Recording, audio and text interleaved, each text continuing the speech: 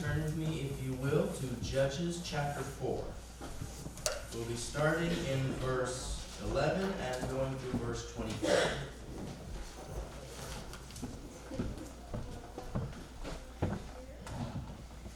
We do have the words provided on the screen today, so if you don't have a Bible, well, hopefully you're able to keep track on the screen and I made the words big enough for you.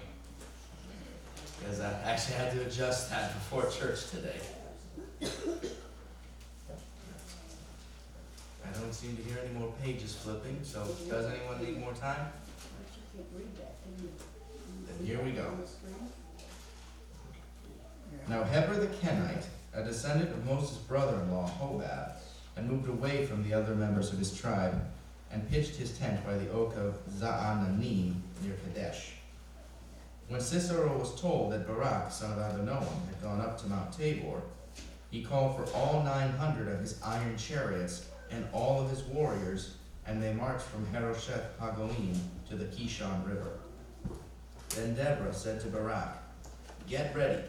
This is the day the Lord will give you victory over Sisera, for the Lord is marching ahead of you." So Barak led his 10,000 warriors down the slopes of Mount Tabor into battle. When Barak attacked, the Lord threw Sisera and all his chariots and warriors into a panic. Sisera leaped down from his chariot and escaped on foot. Then Barak chased the chariots and the enemy army all the way to Harosheth Hagoyim, killing all of Sisera's warriors. Not a single one was left alive. Meanwhile, Sisera ran to the tent of Jael, the wife of Heber the Kenite, because Heber's family was on friendly terms with King Jabin of Hazor. Jael went out to meet Sisera and said to him, "Come into my tent, sir. Come in, don't be afraid." So he went into her tent, and she covered him with a blanket. "Please give me some water," he said. "I'm thirsty." So she gave him some milk from a leather bag and covered him again. "Stand at the door of the tent," he told her. "If anyone comes and asks you if there is anyone here, say no." But when Sisera fell asleep from exhaustion, Jael quietly crept up to him with a hammer and tent peg in her hand. Then she drove the tent peg through his temple and into the ground, and so he died. When Barak came looking for Sisera, Jael went out to meet him. She said, "Come and I will show you the man you are looking for." So he followed her into the tent and found Sisera lying there dead, with the tent peg through his temple. So on that day, Israel saw God defeat Jabin, the Canaanite king. And from that time on, Israel became stronger and stronger against King Jabin until they finally destroyed him. Well, Jael's one of those figures in the Bible that tends to fade into the background. Her actions are a pretty significant moment in the history of Israel, but she herself isn't really considered one of the major players of the Bible. I mean, she's not a judge, not a general, not a queen or a religious leader. And to be totally honest, it can be kind of hard to tell whether or not her actions were good or bad in this moment. I mean, were these the actions of a hero or were they the actions of a murderer? This is a fairly bizarre tale in the Bible.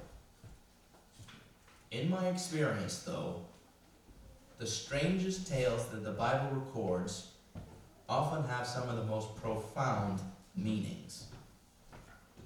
So, what lesson is it that we learn from Jael? When God gives you a task, you do it. Well, let's jump back into the text for a moment and try to clarify a couple of things.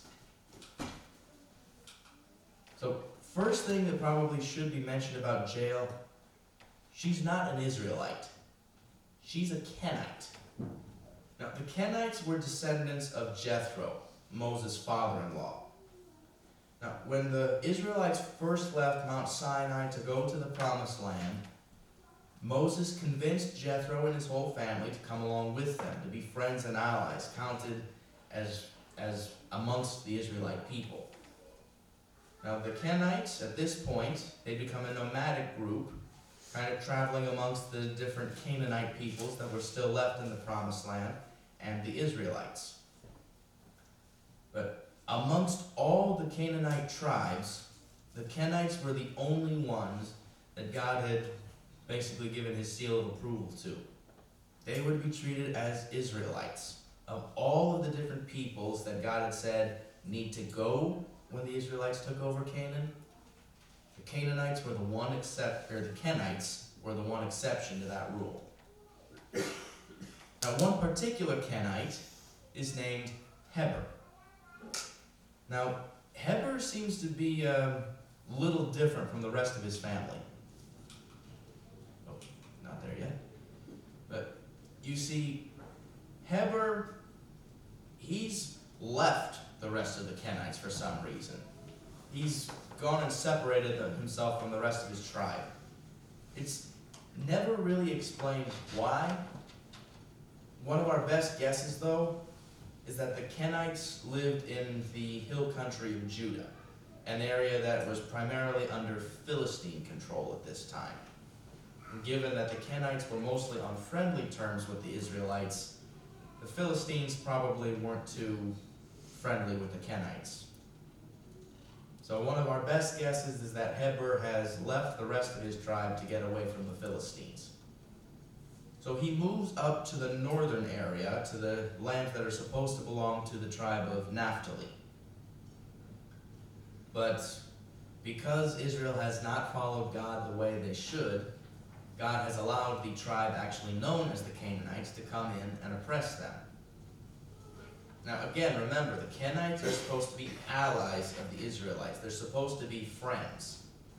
But Heber goes to Jabin, the king of the Canaanites, and he makes an agreement with him that he's going to stay out of any conflict that the Canaanites and Israelites have. We don't know for sure if this was a formal political alliance or if this was just a simple handshake agreement that we're going to stay out of each other's way.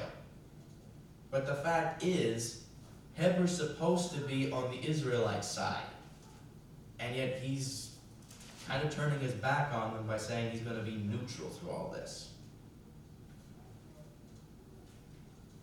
Well, at this point, after establishing who Heber is and that he's living in the region as well as his agreement with Jabin, we're brought back to the main heroes of this particular chapter in Judges, Deborah and Barak.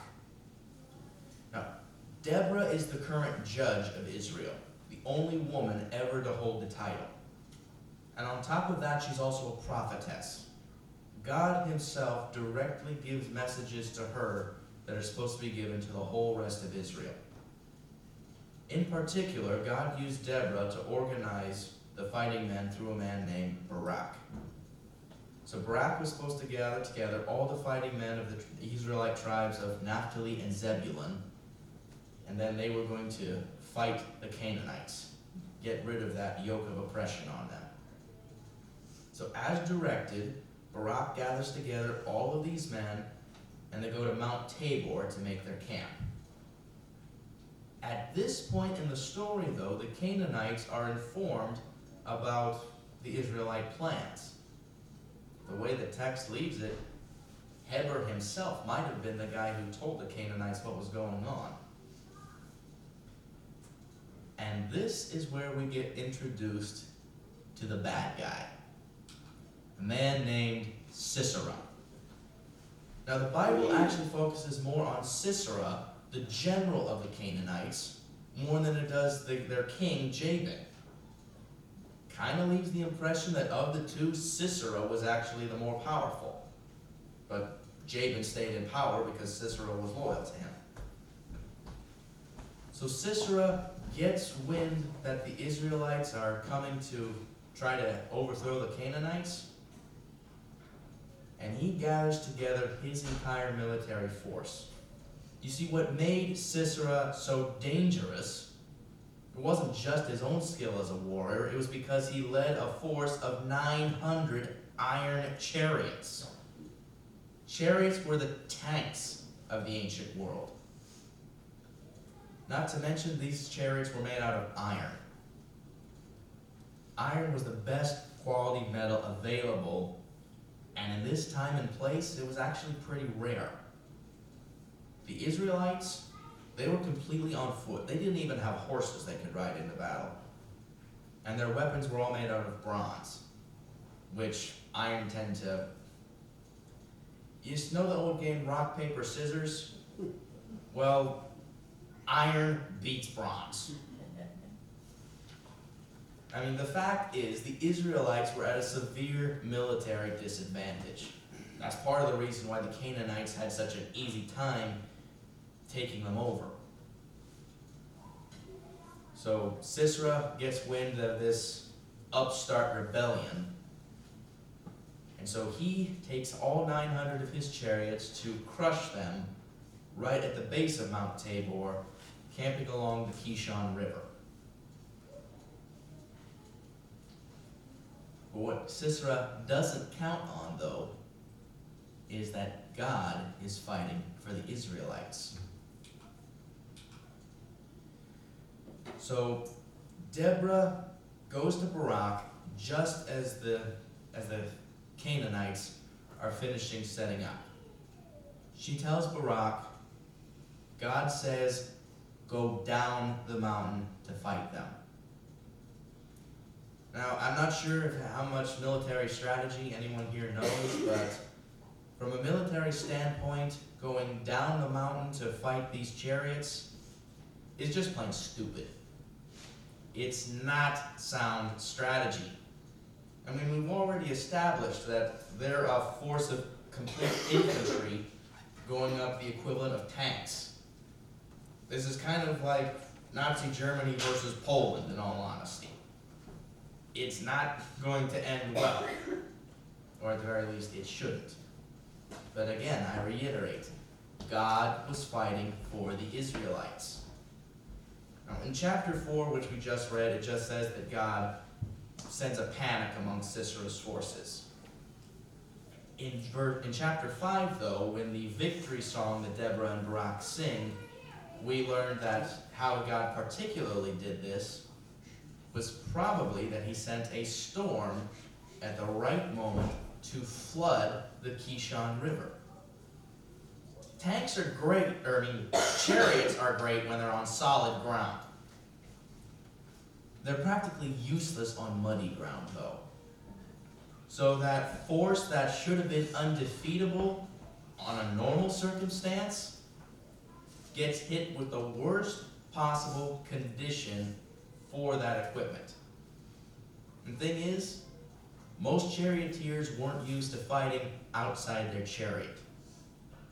So where the whole military strategy and strength was with the Canaanites before, they've lost every advantage they've had because God perfectly timed everything. So the Israelites, they take on all the Canaanite forces and they beat them like a drum. The Canaanites are defeated. The Bible actually tells us not a single one is left alive out of all 900 warriors. Actually, maybe 1,800, considering there was usually 2 per chariot. One person does manage to escape the battle, though. Sisera himself. So the battle is not going well. Sisera just chickens out, abandons his chariot, starts running away on foot. But instead of going in the direction of the Canaanite strongholds like you'd expect him to, he goes to somewhere much closer, thinking he can find refuge. The camp of Heber the Kenite. I mean, there's an agreement between Heber and his king. He's pretty sure they're going to offer him safety.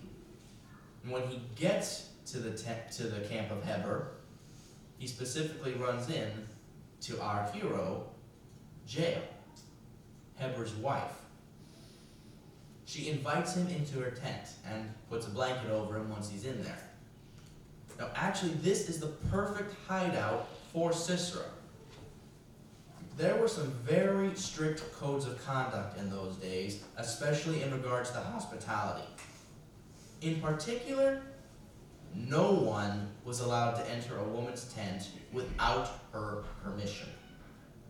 So if the Israelite forces showed up looking for Sisera, they would have to take Jael at her word if she said, he's not here.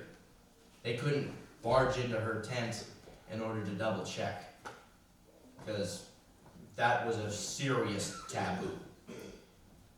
Bigger even than that, though, the hospitality culture of this time and place was so strong, guests were expected to be looked after even at the expense of one's own family.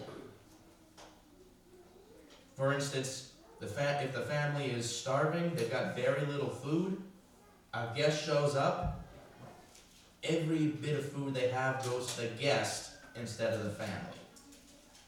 Yeah, that's how serious they took hospitality in this time and place. So by the standards of her time, Jael is obligated to make sure that absolutely nothing happens to Sisera. Interestingly enough, though, Sisera's not completely convinced. Maybe he remembers that the Kenites in the past have been allies of the Israelites. So he tests Jael by asking her for a drink of water. Depending on how she reacts, that'll determine if she's trustworthy. Jael does him one better. She doesn't bring water, she brings milk. Something a whole lot more expensive and valuable in that time and place. So Sisera's convinced. She wouldn't be bringing me milk if she was planning on hurting me, he thinks. So he orders her, watch the tent, make sure nobody comes in, and then he, exhausted, falls asleep. Now, here's where things take a bit of a turn outside the cultural expectations, though. When Sisera is in a deep sleep, Jael does something practically unthinkable in any time period. She takes one of the tent pegs that's used to keep the tent up, one of the hammers used to beat them into the ground, and she uses it on Sisera's head. You can see from the picture that's a pretty big stick of wood, right? So one of those basically right between Sisera's eyes. Yeah, the temple. It's gory, to say the least. So Sisera has been dealt with, and just then the rock shows up trying to find his enemy. Jael says, right this way, and shows him that Sisera's already dealt with. And with the greatest general of their enemies defeated, it's not too long before the Israelites completely take out the entire Canaanite tribe. Or at the very least, they're reduced to a point where they're never a threat to Israel again.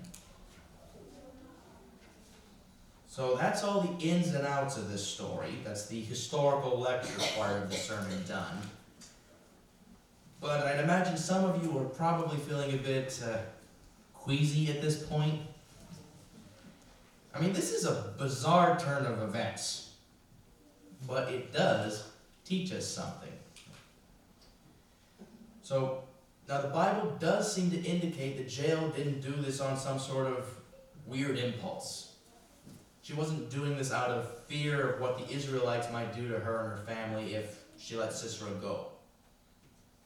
The indication of the text does seem to be that God was asking her to deal with the situation in a way that only she could. I mean, the fact is there are plenty of reasons for Jael not to kill Sisera, for her to protect him instead. Probably more reasons to protect him than harm him. Instead, Jael chose to listen to God above all others. And there is a lot we can learn from her about how we can do the same.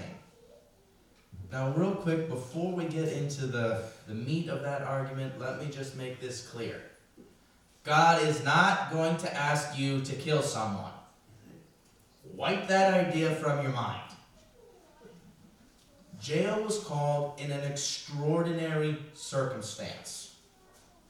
Sisera's actions had led him to a point of no return. The fact is, there was simply no saving him at this point. And so just like God had hardened Pharaoh's heart to lead him to that moment at the Red Sea, God led Sisera into a moment where the full consequences of his actions were going to come on him.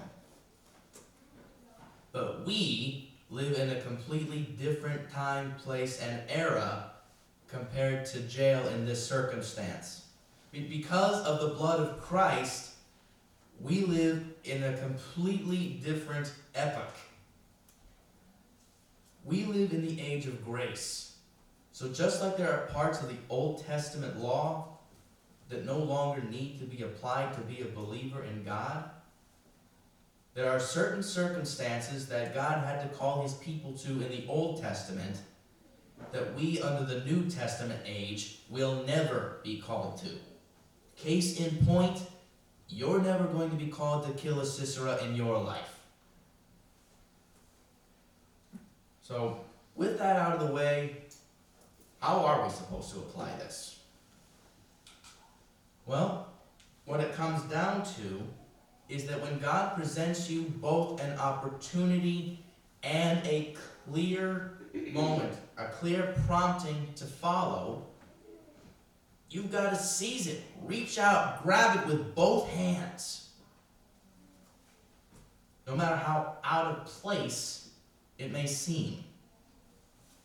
I mean, the fact is, we don't actually know that Jael intended to do anything to Sisera when he first showed up. Maybe her intentions was just to slow him down until the Israelites got there to deal with him and themselves. Maybe it wasn't even until Sisera was asleep that she felt God telling her, don't wait, deal with this now. Whatever the case may be, again I say it, there were a lot of reasons for Jael not to listen to God in this moment. We've already established the cultural standards of hospitality at this point. I mean, she would have been obligated to watch over Sisera's well-being over that of her own family. So she broke a very serious taboo in this moment. Not to mention, there were political ramifications for her act. Remember, her family was in an agreement of some variety with the Canaanites. Who knows what could have happened? I mean, for all intents and purposes, this was an act of war, bringing down the wrath of the Canaanites on her family. Bigger maybe even than that, though, she had to go against her own family in order to do this. I mean, it's more than just that she was breaking an agreement with another people. She had to break an agreement her own family had signed on to. Her own husband had been the one who signed the deal. She had to break ties with her family in this instance. She had every reason not to act. Except for one thing. God was the one asking her to do this. Even if it was very hard. She chose to listen, whatever the personal consequences might turn out to be. Now, Jesus himself promised us that following him was never going to be easy.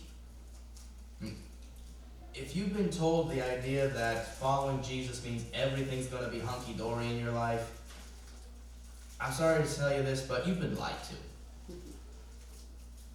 The fact of the matter is, Jesus promised us there would be trouble in our lives because we chose to follow him. Because it meant we were going against the whole rest of the world. But how often do we actually accept the fact that there's going to be storms in our lives to go through? How often is that we say that here in church, but leave the whole concept behind as soon as we're out those doors? How often are we truly willing to do what God asks us to do, even when we know we will get in trouble with the world for it? All too often, I think we ignore what God is calling us to do because we think it's going to be too difficult. We don't want to deal with the consequences, so we just pretend like we've not heard him.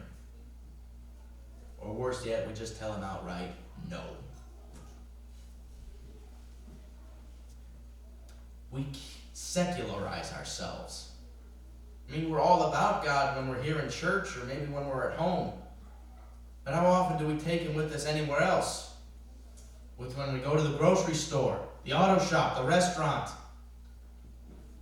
How often do we leave God in the places where we're comfortable with him, but choose to pretend we don't even know him anywhere else?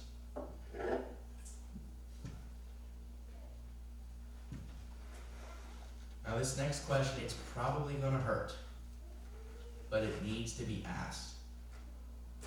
Do we honor God when we live in such a fashion as that? No, we do not.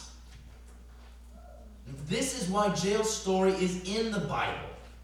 It's an example of what it means to follow God no matter what, regardless of what consequences may come about because of it. I mean, the fact is, this moment of action was probably the end of life as Jael knew it. Society at large would maybe ostracize her because she broke one of their greatest taboos. Again, the Canaanites easily could have taken this as a declaration of war and sent people to deal with her even as they were fighting the Israelites. For crying out loud, her own family may have disowned her for going against them like this. There were plenty of reasons for her not to do this, especially if she was weighing on the consequences of what could happen if she obeyed God in this moment. Thing is, that's not what Jael was looking at. Jael was thinking, what are the consequences going to be if I don't do what God is asking me here? Think of this for a moment. Sisera was the greatest hero of the Canaanites, a strong military leader capable of leading armies. If he had lived, is it not possible he could have rallied the Canaanite forces, raised another army to fight against the Israelites?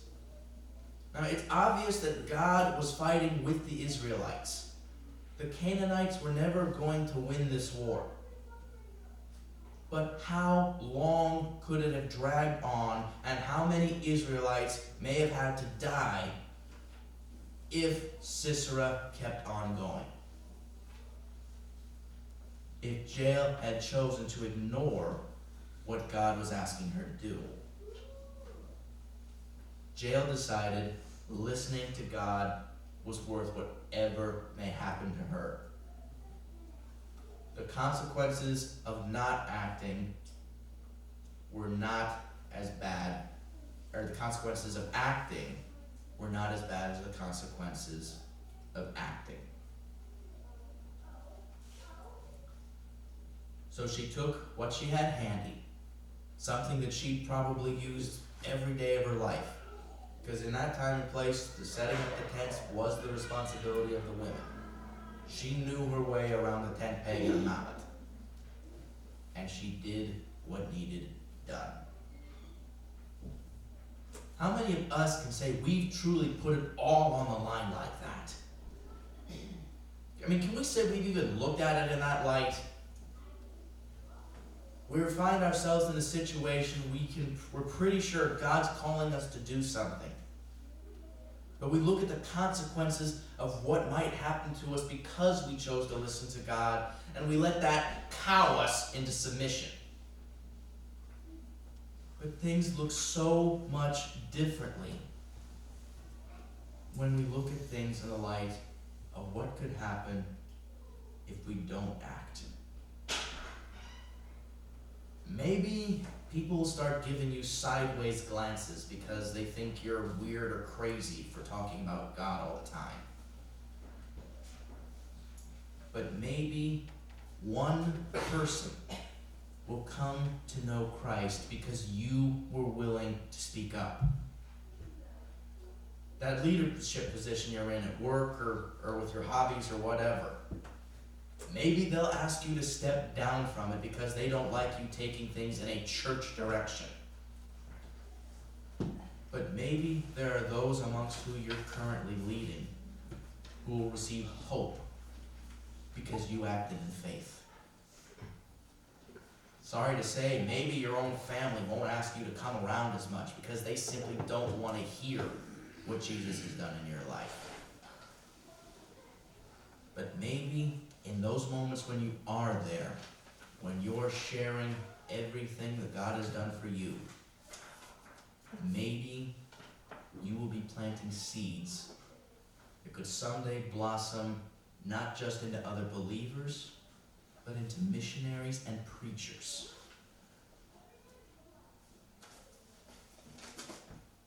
Maybe it's not so much those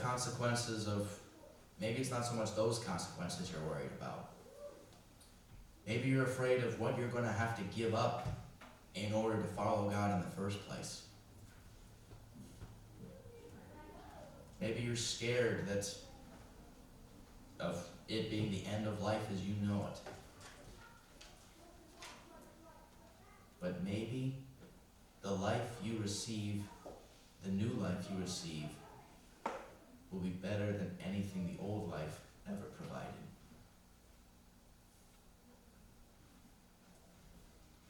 God does not ask us to do things idly. The simple fact is, it's not in his nature to not have a purpose behind a single action.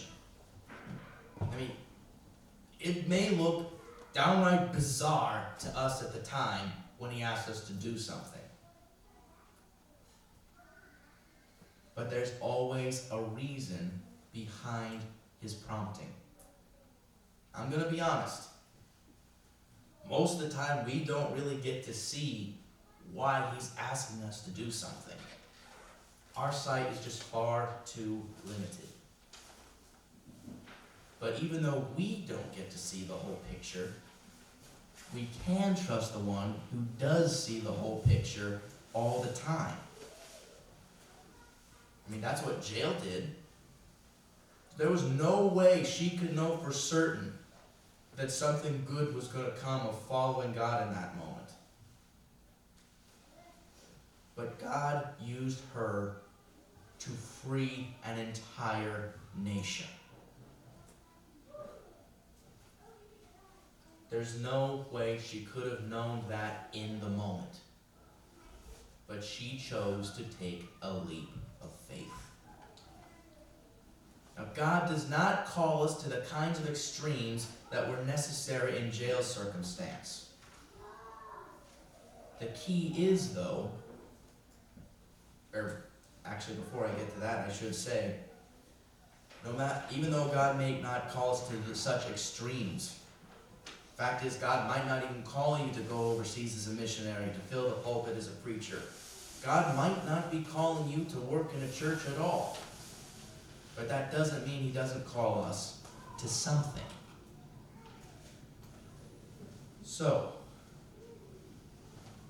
sorry, I seem to be a few slides behind. Give me a minute here. Right. So what it comes down to, the key to all of this is, are you willing to listen and obey. The fact is, we cannot afford to stand by and do nothing. God has placed you in his plan for a reason. Remember, God does nothing without a purpose. That includes every moment we find ourselves in where he's calling us.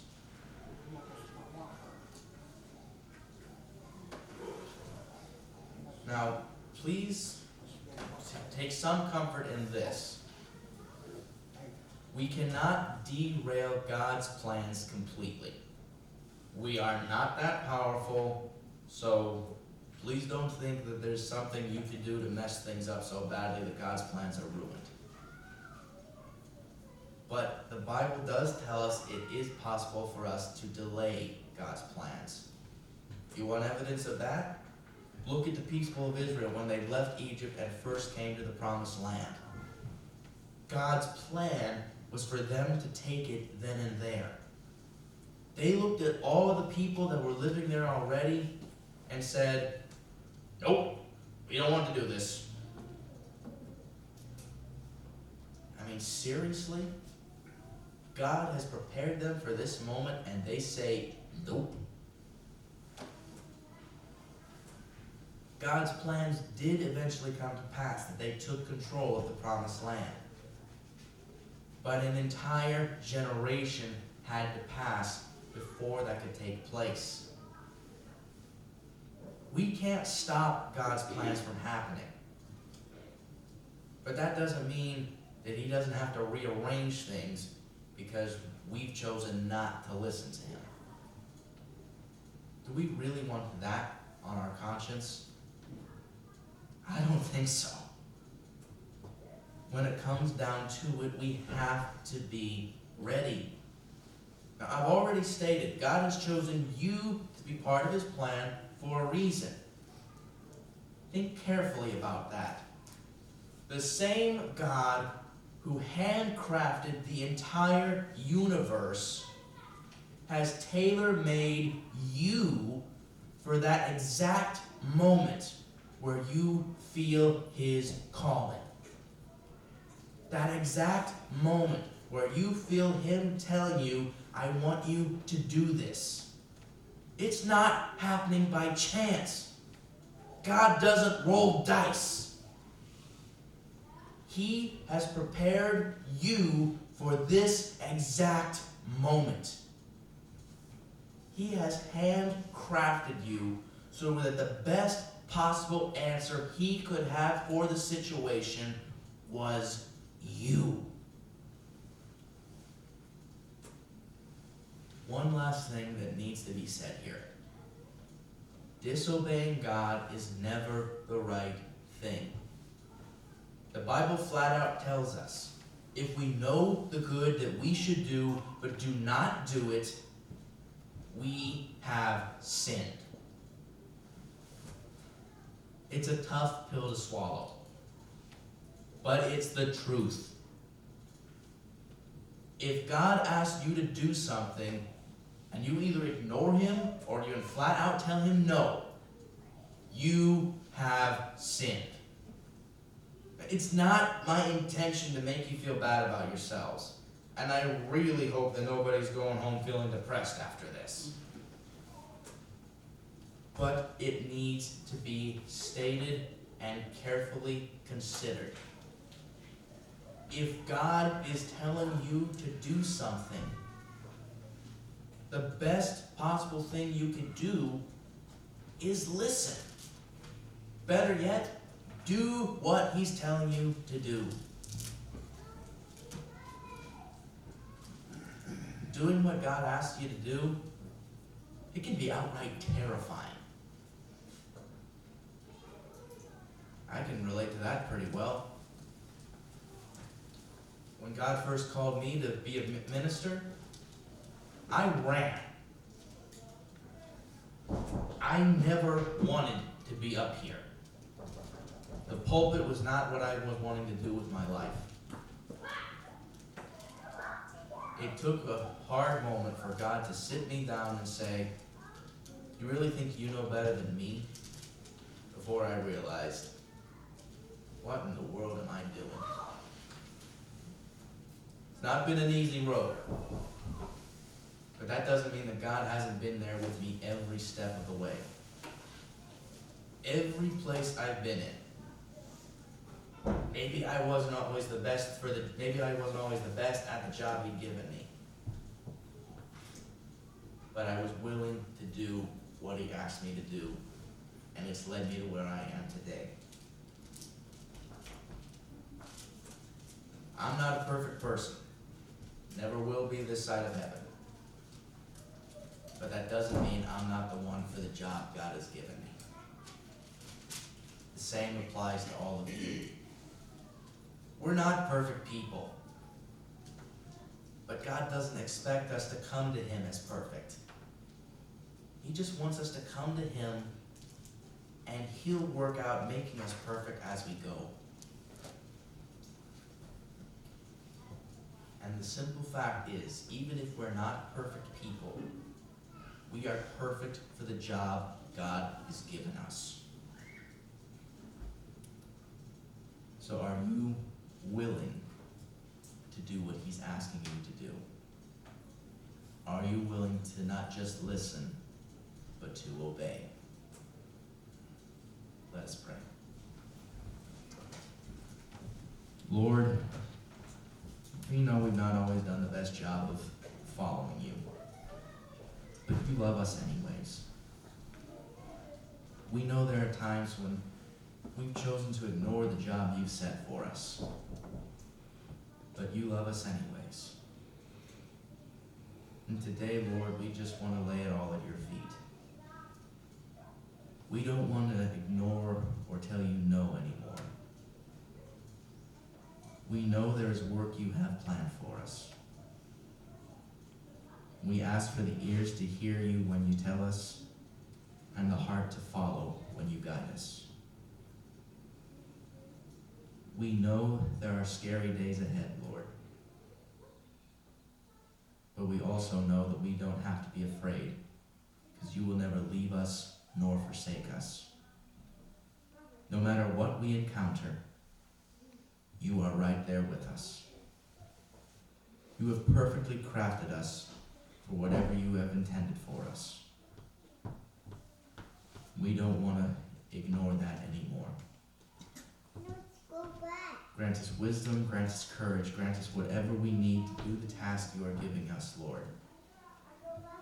But most of all, we ask for an obedient heart. No matter how scary it may be, no matter what personal consequences we may face. But let the one desire of our heart be to follow you and do as you ask us to. This we ask in your precious name.